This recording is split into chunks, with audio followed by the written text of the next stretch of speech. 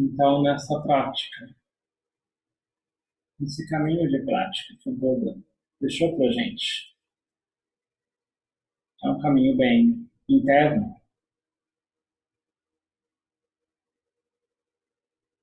sobre olhar para essa própria mente, resolver as coisas do lado de dentro,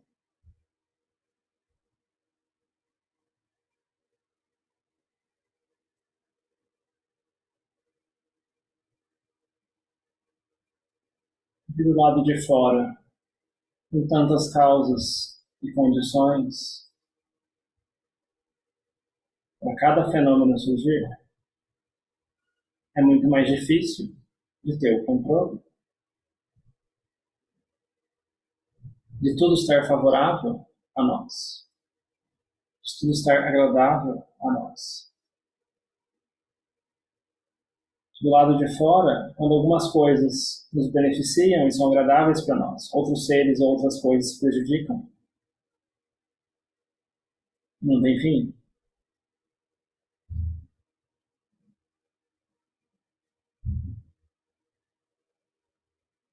Dualidades, um ganha, outro perde. Um time de futebol ganha, outro perde. Um partido ganha, o outro perde. Depois esse perde, o outro ganha. E assim por diante, seguindo a natureza do mundo. Alguns se tornam famosos, depois perdem a fama. Alguns se tornam ricos, depois se tornam pobres. Alguns têm prestígio, depois perdem isso. Alguns têm respeito, depois perdem respeito. E assim, o mundo gira. Esses ventos mundanos, altos e baixos. Quando um ganha, o outro perde. E assim por diante.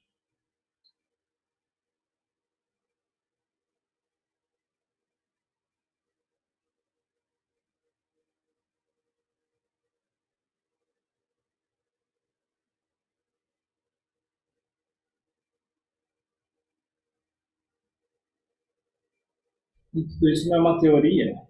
Esse caminho de prática não é uma teoria. O Buda testou, experimentou, usando essa própria mente, para conhecer as capacidades especiais dessa mente. Para que ele pudesse ter mais clareza e firmeza mental para olhar, entender as causas de dukkha. Todo o ensinamento do Buda gira em torno de dukkha.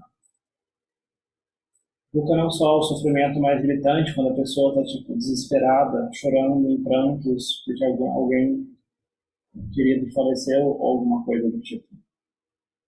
Mas dukkha engloba todos os tipos de desconfortozinhos físicos e mentais que incomodam a mente. Alguém falou alguma coisa que não nos agrada, alguma coisa que a gente não queria que acontecesse, aconteceu. Todas essas frustraçõezinhas são dukkha. É uma experiência que todos nós temos.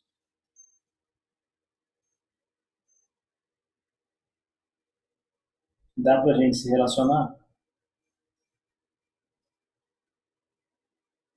Separar-se do que se gosta, unir-se com o que não se gosta, conviver com pessoas que falam coisas agradáveis pra gente.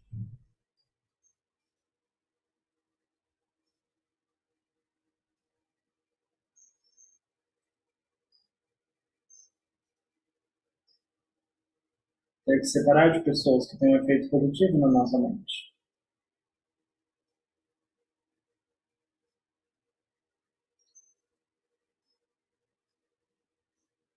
Qualquer desejo não obtido é dukkha.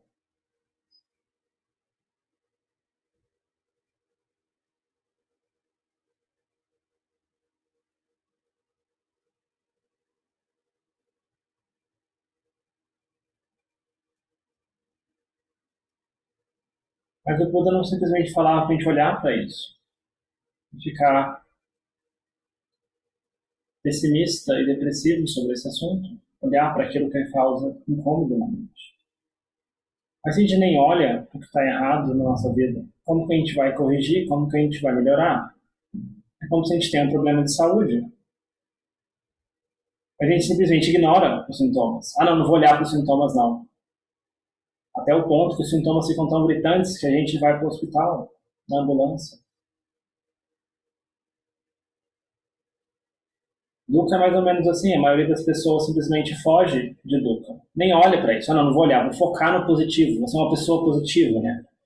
Olhando o lado positivo de tudo, né? Mas aí acaba sendo sem muita sabedoria, né? A pessoa foca no positivo, mas não olha no preço que ela tem que pagar. Ela fica olhando para a isca como um peixe. Se ele for olhar para o lado positivo de tudo, nossa, o anzol tem uma isca deliciosa. Eu vou olhar no lado positivo. Vou olhar na isca, vou ficar só olhando só para a isca. Não vou olhar para o anzol, porque o anzol. Não, eu sou uma pessoa positiva. Eu vou olhar só para a isca. Isso é sabedoria? Peixe. Da mesma forma, a maioria das pessoas só olha para a isca. Foge de olhar para o anzol e vê que tem certas coisas que causam dano, que causam perigo, que causam preços que a gente tem que pagar depois, seja mentalmente ou fisicamente, por aquela isca que a gente comeu.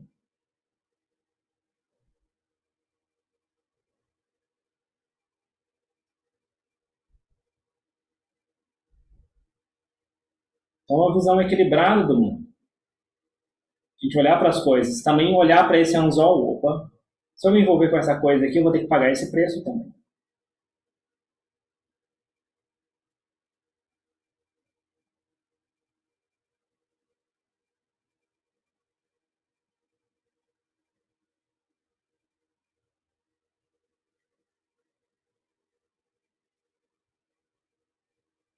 Isso em tudo, seja na vida, seja no trabalho, seja na faculdade, seja nos relacionamentos. Se a gente não olha para o anzol,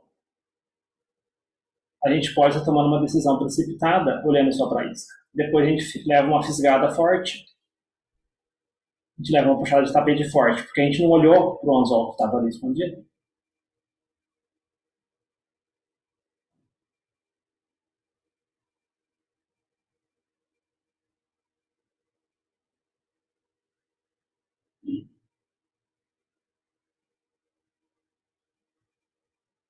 Se a gente tem um problema do corpo, a gente tem que entender primeiro quais são os sintomas antes de ir no médico. A gente tem que olhar para ele e falar, opa, estou sentindo isso, aquilo, dessa forma, dessa regularidade. O médico examina, pode fazer alguma coisa a respeito e dar um tratamento. Da mesma forma, se a gente não sabe nem como é que funciona essa mente, como que funciona, como que a gente vai entender como que surge essa coisa que é dukkha na mente. O interessante do caminho proposto pelo Buda é que ele não fala simplesmente de dukkha, dessa experiência negativa, simplesmente uma coisa que todo mundo experiencia. Não, não para aí.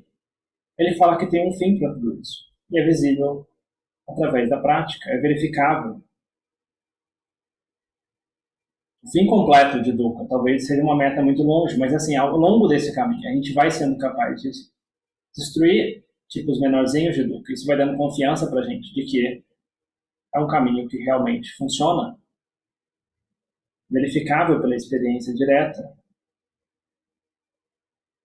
ao longo desse caminho. Não é simplesmente não, você pratica por 20 anos e daqui 20 anos vai sentir alguma diferença na sua vida, não é assim que funciona.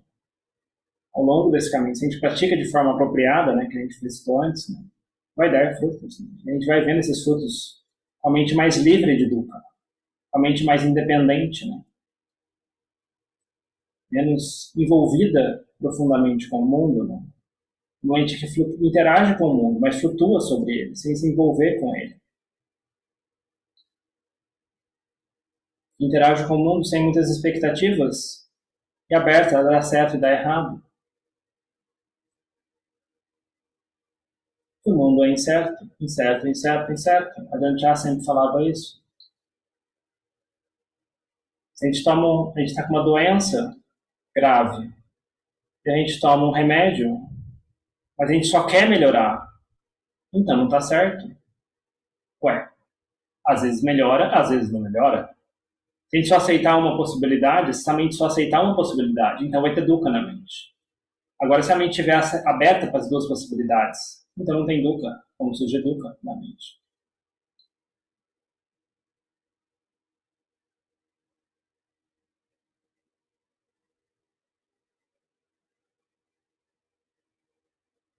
E muito desse caminho envolve, por exemplo, esse caso, esse exemplo em específico. Pode parecer extremo para alguém que não pratica, que é novo nesse caminho. Ué, mas então tem que aceitar a possibilidade da morte? Mas a morte de quem? Uma das coisas que a gente tem que entender é o que é o corpo e o que é a mente.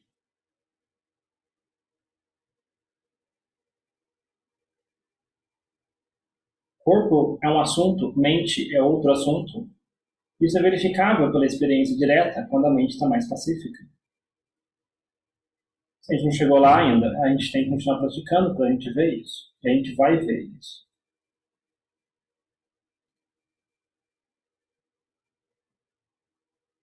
Morte é um assunto do corpo. A Tita estava lá desde quando a gente nasceu e continua lá. Essas causas e condições desses fenômenos mentais continuam lá. Essa base na qual surgem os fenômenos mentais continua lá. Esse espaço em que acontecem os fenômenos mentais está lá. Esteja o corpo consciente ou não consciente. Nesse corpo ou naquele corpo. A Tita continua.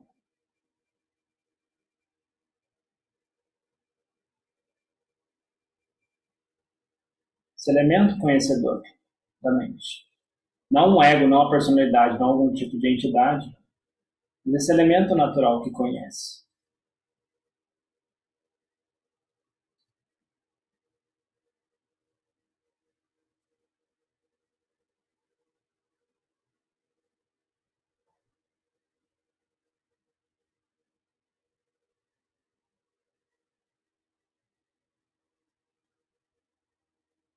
Então a gente usa a prática para conhecer. Primeiro, a gente tem que ter firmeza mental e clareza mental e paz na mente para a gente poder olhar, para entender o que está acontecendo. É como se você estiver no meio de uma tempestade no oceano e tentar olhar para o fundo do mar. Não vai ver nada, você só vai ver ondas, espuma, cores escuras e tal. É muito diferente de você ir numa praia no Caribe, que a água é cristalina, você vê tudo mesmo de fora. Então, primeiro a gente tem que pacificar essa mente, assentar essa mente. Para depois a gente olhar, a gente vai começar a entender o que está acontecendo. Como que Dukkha surge na mente. E como que ela surge dessa mente.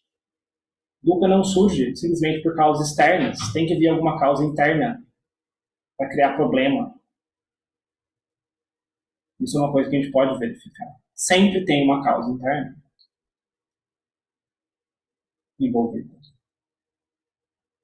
Bhavatanha, Vibhavatanha, Kamatanha. As três causas.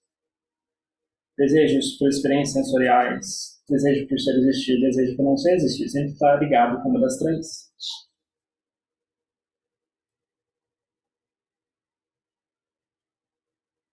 A mente está entediada e começa a pensar sobre coisas que ela quer experienciar com os sentidos. Um tipo de dukkha. Outro tipo de dukkha é quando a gente quer ser isso, quer ser aquilo, quer experienciar isso, quer ter aquele status, quer ter aquilo. Outro tipo de dukkha, vibhavatanha. A gente está doente, a gente não quer estar doente. A gente quer se livrar daquilo. A gente não queria que aquela pessoa tivesse falado isso pra gente, vibhavatanha de novo. Então você vê, a pessoa pode falar o que quiser da gente. Se a mente não tiver vibhavatanha, não tem problema. Agora, se a mente tem essa impureza mental, ela vai lá e cria problema, cria essa experiência mental de dukkha, sofrimento, insatisfatoriedade, de incômodo mental. Então, toda essa prática é para a gente olhar, ter clareza primeiro, ter firmeza, e a gente ser capaz de olhar e ver essas coisas acontecendo. Elas acontecem muito rápido. Então, em vez de tentar manipular o mundo externo para ele estar favorável a gente, a minha impudência sobre olhar para esse mundo interno, resolver os problemas internamente. resolvendo na raiz, se a gente resolve, a gente mata essas impurezas que criam problemas na mente. Gradativamente vai tendo mais espaço, mais felicidade, mais alegria nessa mente. Vai tendo menos sofrimento. Apesar do caminho do Buda começar com sofrimento, né, ele vai numa direção de menos sofrimento, à medida que a gente vai caminhando. Porque a gente vai destruindo essas causas internas de sofrimento e insatisfatoriedade. A mente fica mais aberta aos dinamismos e incertezas do mundo. A mente está aberta a mudanças de rotina, mudanças de planos, as coisas imprevisíveis que acontecem. A gente tem um plano para o final de semana, e acontece alguma coisa, a gente muda completamente porque aconteceu um outro fator. A mente não cria problema com isso. Agora a gente tem um programa todo final de semana. Eu fiquei doente, mas como que eu fui ficar doente? Por que eu fui ficar doente no final de semana que eu planejei viagem para Disney? Ou sei lá para onde? Eu não merecia isso, eu mereço isso. Vivava do nada. Se a gente for praticante, se eu for um praticante, ela vai ter pelo menos algum momento de sati e vai pensar, opa, esse corpo está fora do meu controle. Esse corpo tem causas físicas.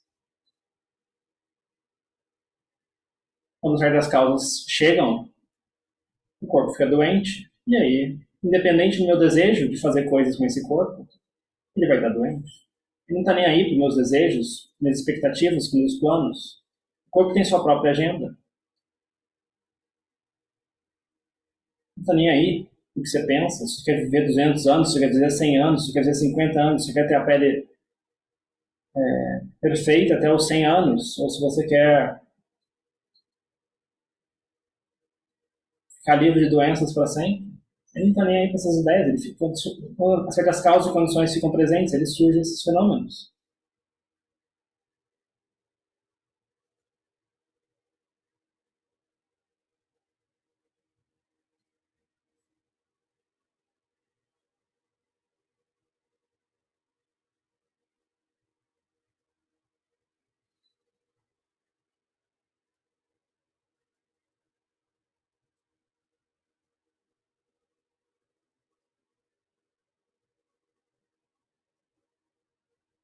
E essa mente tem a tendência de jogar a culpa sempre nos outros. A gente experiencia desconforto, a gente experiencia a dukkha e a gente gosta de tacar nos outros. Em vez de olhar para dentro e perguntar qual queleza, qual impureza mental está causando o sofrimento, eu tenho que olhar aqui. A gente vai lá e coloca a culpa. Tal pessoa é a causa de dukkha.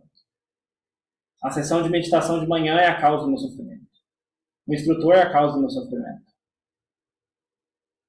E assim por diante. Então, esse centro de meditação. O telhado está torto. Sei lá, a rua é barulhenta.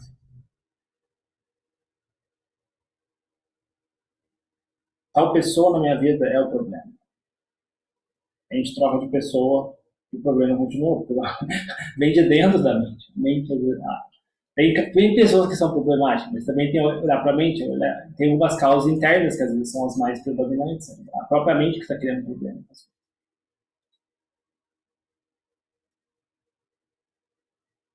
Então, esse caminho exige muita maturidade para olhar para dentro. E olhar para dentro é difícil, né? Porque tem coisas não muito bonitas do lado de dentro da mente. Por isso que a prática de generosidade, a prática de sacrifício, envolver-se com a sangha, manter virtude, né? Traz brilho para a mente. A prática de cultivar metta, manter os preceitos, tudo isso traz brilho para a mente, ajuda a compensar as coisas escuras que tem do lado de dentro, que a gente precisa abandonar.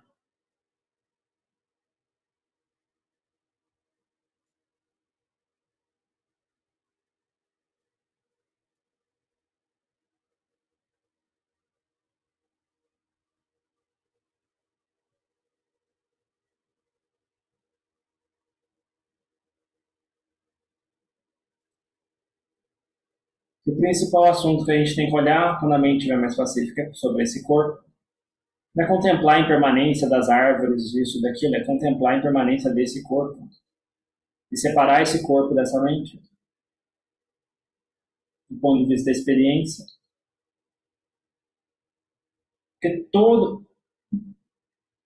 Quando a gente recitou nascimento é sofrimento, por que nascimento é sofrimento? Porque é um contrato com a morte. A cláusula do nascimento implica em morte. Então, tudo que você conseguir associado com esse corpo, você perde depois. É um contrato complicado.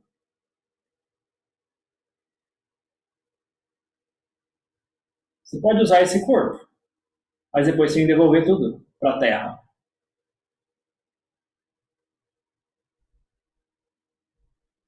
Mas aquilo que a gente coloca dentro da mente, as causas e condições da mente, isso continua. Mas tudo que a gente consegue ao redor do corpo, coisas materiais, tudo isso vira volta ao pó, ou a gente tem que abandonar quando a gente abandona esse corpo. Então, onde que a gente está investindo o nosso tempo, a nossa energia?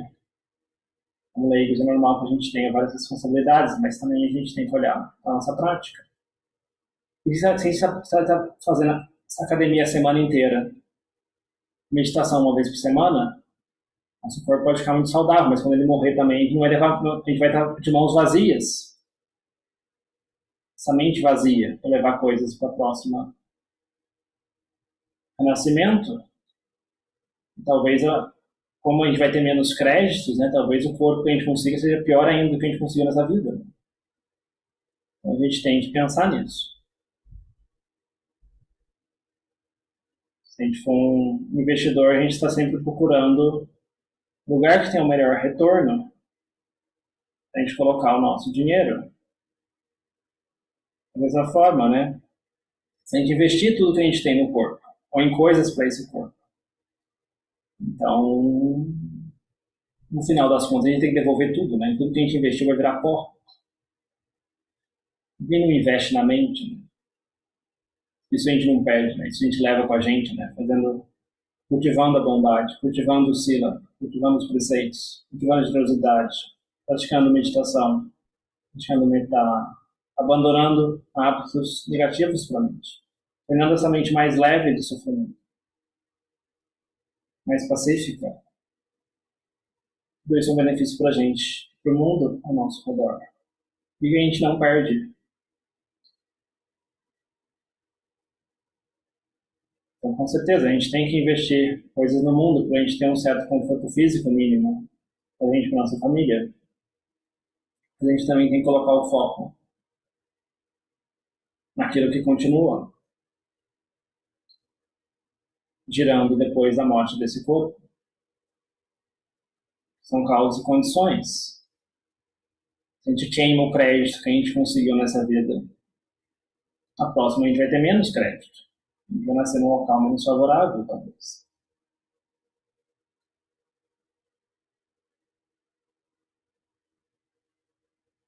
A gente tem que ter diligência, né? Se nascer numa condição melhor, né? A gente usa essa condição para cultivar as qualidades mentais ainda melhores, né? Para que a gente faça uma condição ainda melhor, mais favorável para a nossa prática, com menos obstáculos do ponto de vista físico. Se a gente não tem um nível básico de conforto físico, né? Tudo fica mais difícil, né?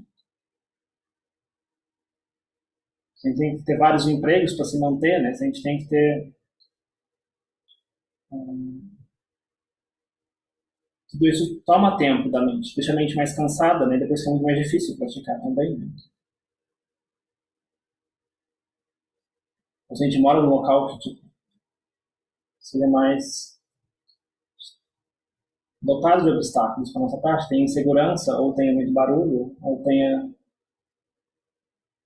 não tem uma proteção adequada do frio, do calor e de outras coisas que criam obstáculos. Tudo isso vira problema, dificuldade para a prática também.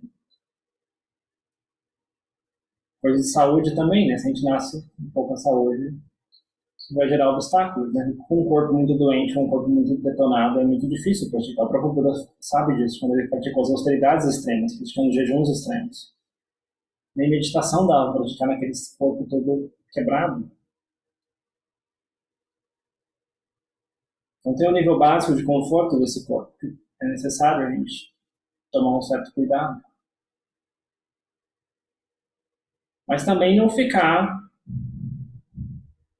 não cair no outro extremo, né? De cultuar o corpo, né? Que aí é justamente o que a gente está querendo abandonar, né? A ideia de que eu falar, eu sou o corpo, né? Então tem que cuidar muito bem de mim. E aí vem o primeiro grilhão, né? Identificação com esse corpo, que é o primeiro grilhão que a gente quer abandonar. A gente achar que a gente é o personagem no jogo do computador. A gente é esse corpo. É uma firmeza muito forte na mente, que é a raiz de muitos tipos de dupla. A gente se identifica muito com esse corpo, a gente vai começar a ter uns medos absurdos, né? Esquecer de cama, esquecer de renascimento, né? E vai querer começar a correr de certas coisas excessivamente, né? Então, mesmo que a gente pode ficar com muito medo de contrair uma certa doença, mesmo tomando todas as medidas, não vai sair tanto de casa, não vai fazer atividade de prática, porque apesar das coisas estarem mais tranquilas, a gente está com muito medo de perder esse corpo. Né? Se a gente tem um karma, se a gente tem alguma coisa que a gente aprontou no passado que tem o potencial, né, de causar esse corpo de quebrar, né, também vai quebrar. Né? Isso é um fator a considerar na equação. Não é simplesmente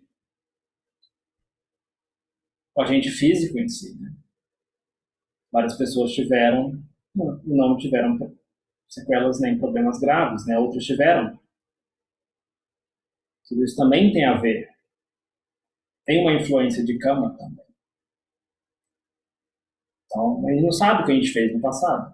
A gente toma as devidas medidas de proteção, mas a gente também coloca diligência na nossa prática. E tem essa abertura mental de que, tipo, opa, tipo, se a gente tiver alguma coisa, a gente está aberto a enfrentar o que vier. Porque a gente é sempre incerto, incerto, incerto. Você pode ter uma série de ferro, aí pega uma coisinha, tipo, quebra o corpo. Incerto. Às vezes não é nem Covid, às vezes é uma coisinha boba. Um resfriado. Desejo. Se a mente está disposta a aceitar, está disposta a lutar com o que vier, então fica tudo mais fácil.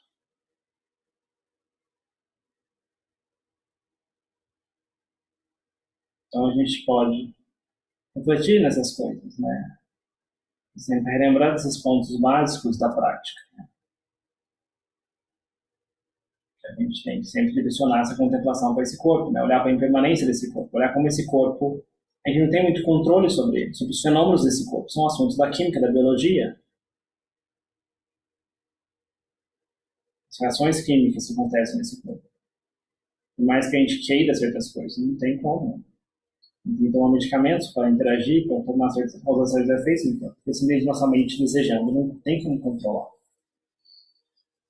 A gente reflita sobre isso, continue diligente na nossa prática. E aí a gente pode abrir para algumas perguntas, respostas, compartilhamentos, comentários, dúvidas. Só desmutar e falar.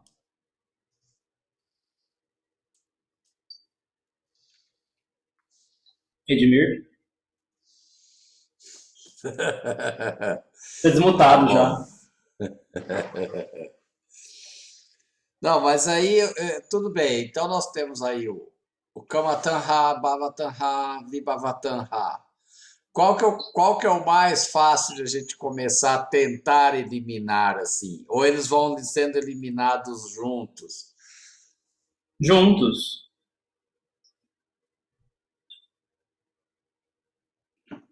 Tipo o Mas assim, octopus, vai levando tudo junto. sim, e mas assim, eu digo, o principal atacar, assim, não deixe atacar não ataque, não, como é que fala, não foque em atacar esses três desejos, né? Porque esses aí são, como é que fala, eles são como eu falei, mais fortes. Não. Eles são todos ao longo do caminho vai sendo abandonado, mas assim, o ponto que a gente tem que olhar é com relação a Sakaya Ditti, identificação com o corpo. A gente tem que ver que esse corpo não é a gente. Saber como é que fala. É como você. Antes você estava no joguinho do computador lá, achando que você era o personagem. A gente tem que perceber que a gente está do lado de fora do computador e que a gente está jogando o joguinho, entendeu? Enquanto a gente não perceber isso, assim, todo o restante não vai encaixar, né? Então, assim, esse ponto a gente tem que atacar, entendeu? Sakayarita, a identificação com o corpo. A gente tem que ter firmeza mental e tranquilidade mental para conseguir ver isso pela experiência direta. Esse é o foco. Aqui que a gente tem que focar. Então, quando a mente se pacificar, a gente contempla o corpo, a gente contempla a impermanência do corpo, a gente contempla a falta de controle que a gente tem sobre o corpo. E se a gente contempla e não consegue enxergar com clareza, é porque a mente não está pacífica o suficiente.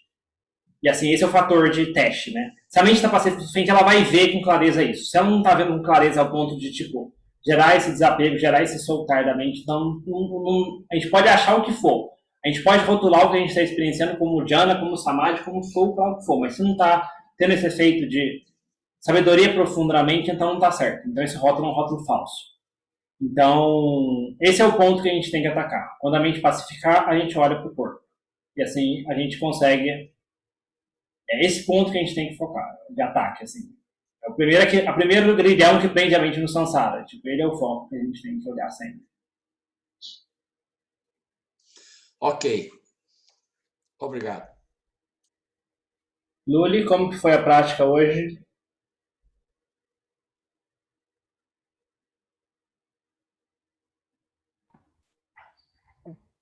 Desculpa, que eu sou meia lenta aqui para essas coisas. Sem problema, tranquilo.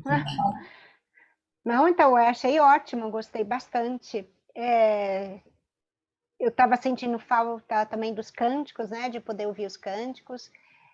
Eu não sei, assim, eu notei que algumas letrinhas têm uma pronúncia diferente, né?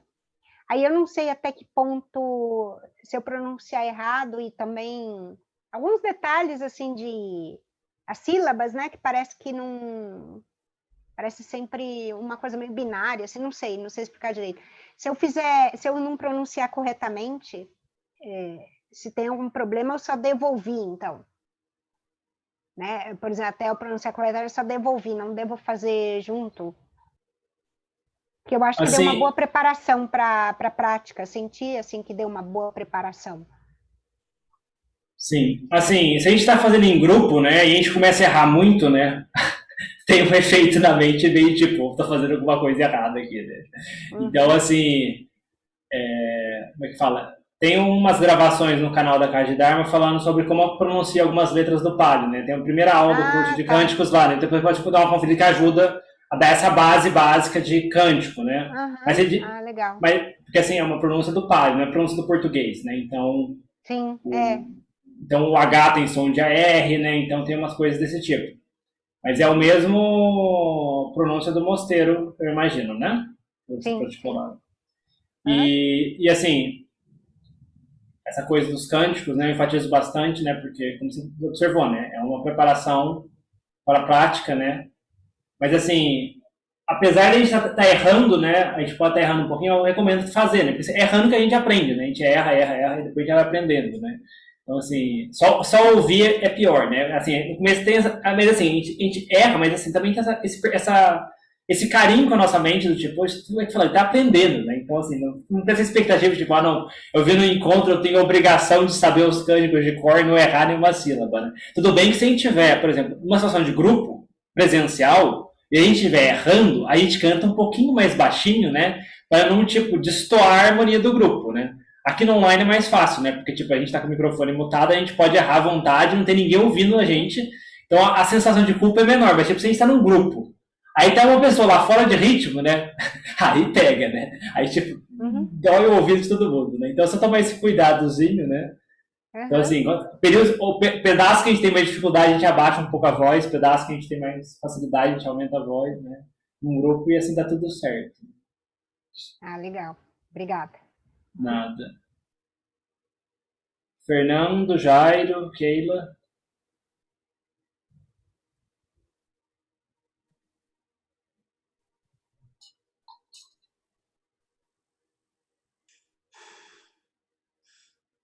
Só mais uma pergunta. A Jambu da Daza, eu não vejo falar muito nesse círculo que eu ando frequentando. É porque tem muitos ou é porque ele é de uma outra tradição? Você saberia dizer alguma coisa? Círculo que você está frequentando, você quer dizer os grupos da Casa de Dharma? Isso. Assim, Eu até pensei que ele fosse mais falado, viu? Porque o Arthur, o Cassiano e a Zlatka, né? Eles, antes de começar a Casa Dharma, eles foram lá em Swanmok, quando o Ajahn Buddhadasa estava vivo, entendeu? E lá eles aprenderam com ele, né? Então, assim, eu até pensei que rolasse mais sobre ele. Mas, assim, ele tem um approach, comparado com a vertente que o Ajahn Buddhadasa segue, né? Que é a tradição de floresta da Tailândia, né? Tipo, apesar do mosteiro dele ser na floresta, né? Tipo, ele não é considerado tradição de floresta, né? Porque assim, ele é um monge de cidade, erudito, e ele enfatiza muito essa coisa dos suttas, né? Então, assim, sempre é nos suttas, né? E assim, essa é uma coisa que o Ajahn Chah, o Luntha Mahaprabhu, o Ajahn Mun nunca fizeram, né? Eles sempre enfocavam a prática, né? Enfocavam coisas simples, né? Por exemplo, o Ajahn Buddhadasa vem com aquele livro de Mindfulness of Breathing dele, que ele cria 16 passos para o Anapanasati lá, que tipo, o Ajahn Chah nunca explicou daquela forma, né? O Ajahn Chah falava, observe a respiração até se acalmar, depois contemple o corpo. Agora, tipo, assim, para algumas pessoas aquilo pode ser interessante, né? Que, tipo, tá bom, é de acordo com o Anapanasati Sutta, mas, tipo, para a tradição de floresta, tipo, a nossa tradição é bem diferente, sabe? É uma simplificação, né? Por exemplo, Putô, tipo, respiração e Putô, é muito mais simples. Agora, tipo, você fica com 16 passos lá, tipo, pelo menos para mim, eu não me identifico com essa prática, né? E, assim, quando eu praticava dessa forma, porque, assim, eu comecei a praticar da forma, eu confesso que eu comecei pela Pito dele, né? Porque eu comecei no Nalanda de BH, né? Na Nalanda de BH segue a vertente do Buddhadasa, né? Então, assim, o retiro falava dos 16 passos, mas assim, você ficava perdido, né? Porque assim, você conseguia praticar o primeiro, o segundo passo, depois se a cobrança mental de ter outros 16 passos, e cada hora você está fazendo uma coisa. E aquela história que eu falei numa outra reunião, né? Vira uma meditação canguru. Cada hora você está fazendo uma coisa. Não tem firmeza mental, né? Porque a mente não tem firmeza para ir nos outros passos, né? Então, assim, tudo bem. Para algumas pessoas aquilo funciona, deve realmente funcionar e deve ser muito útil, mas assim, pelo menos na minha, para mim não deu muito certo. É muita complicação, muito detalhe, muita coisa, né? E assim, essa coisa de enfatizar, olhar os suttas, né? Então, assim, é uma coisa boa, que é importante também, mas a tradição de floresta preza muito mais pela experiência, né? Por fazer teste, né? Por processo de laboratório, né? Não ficar tão preso assim, tipo, não, que jeito que o Buda ensinou. Não, ele não pode usar Putô porque o Buda não falou do Putô num sutta, né? Que já é um extremo, né? Então, assim, a gente é bem mais pragmático nesse ponto, né? Mas, assim, são coisas... como é que fala? Ele é da Tailândia também, e, assim, ele era bem respeitado em alguns círculos, né? Mas, assim, em termos de... como é que chama? De realização, né? Por exemplo, o Luntha Mahaprabhu era um grande mestre, né? Ele falava certas coisas sobre alguns outros mestres, né? Tipo, como se ele estivesse certificando nível de realização de alguns mestres, né? Inclusive o Ajahn Chah, o Ajahn Anan, o Ajahn Suchat e vários outros mestres tailandeses, né? O Lumpha Pliam, né? Mas ele nunca falou nada do Ajahn Buddhadasa, né? O que é um sinal de, tipo, como é que fala? Apesar de todas as coisas, ele não é tão realizado assim, né? Porque senão estaria no radar do Luntha Mahaprabhu, entendeu? É só isso que a gente também leva em consideração, né? Tá bom. Ok. Jairo, Fernando? Só dá um pouquinho de tempo para as outras pessoas também, Edmir. São 11h05. Daqui a pouquinho. Jairo, Fernando, Keila, algo mais? Luli? Pode falar então, Edmir. O eu sou, né? Mas isso aí a gente tem que esquecer, o anatta. Mas a pergunta que eu tenho que fazer é: será que eu sou budista? Quer dizer, será que eu estou praticando dentro do budismo? Essa é a pergunta. Não para que me digam ou que eu seja, ou que eu saia me exibir, nada disso. Será que eu comigo estou tentando seguir os preceitos, estou meditando, estou praticando, estou lendo, enfim. E será que eu posso? Não, realmente eu sou porque ou eu estou no budismo por isso, isso e isso. É uma pergunta um pouco danada, não sei, mas... Não é uma pergunta danada, porque assim, as pessoas criam problemas com as convenções, né? Porque assim, sim, a gente pode falar que é budista, porque assim, a questão é, o que é alguém que é budista, né? Assim, porque eu gosto de enfatizar o ponto do conteúdo, não do rótulo, né? Porque assim, você falar, sei lá, quando você tem que preencher um formulário, religião, você preenche o budismo, assim, pelo menos no Brasil, como país católico, muita gente preenche lá católico, né? Mas a pessoa não vai nem na igreja, né? Então, assim, a gente tem que olhar para o que a gente está fazendo, né? Para nossas ações e para nossa atitude mental, né? Como é que fala? Se a gente tem o Buda, o Dhamma e a Sangha como um refúgio sincero para nossa mente, a gente pratica regularmente, e aí a gente mantém os 5 preceitos, aí a gente pode falar que é budista. Agora, se a gente não consegue nem manter os 5 preceitos, é melhor que não, é melhor assim. Assim, o eu sou budista, tipo, tem que ser seriamente questionado, né, sabe? Porque assim, ou melhor, tipo, eu sou um ser humano, entendeu? Porque, tipo, para falar a verdade, né, tipo, o Buda é bem mais pesado nesse ponto, né? Ele fala que alguém que não consegue cumprir os 5 preceitos está num nível mental abaixo do ser humano, né? Então, assim, a gente tá, como é que fala? Não está conseguindo nem manter o nosso estado de ser humano, quer dizer, de ser budista, né? Então, assim, olhar para esses pontos, né, como pontos básicos, né? E essa questão de tomar esse interesse sincero, eu acho que isso, e assim, a gente pode falar, é uma convenção, né? Assim, agora, a questão é que nem, por exemplo, a pessoa que estuda sobre Anatta e começa a criar problema com o assunto, né? Ah, não, a pessoa pede no banco a sua identidade. Ah, não, eu não tenho identidade, né? Porque eu sou budista, então Anatta, né? Tipo, não é assim que funciona, né? Assim, a gente tem que também saber operar com as convenções, né? Senão a gente não tem como comunicar com as pessoas, né? Então, assim, Anatta é uma coisa de prática, né? É uma ferramenta para a gente praticar, não uma coisa para a gente criar problema, né? Então, por exemplo, se a gente tem essas qualidades, né? A gente busca cultivar esse caminho, né? Então, a gente pode ter esse orgulho saudável interno, mas também tomar cuidado para esse orgulho não ir longe demais, né? De ficar, tipo, se exibindo demais, né? Ou se... Porque, assim...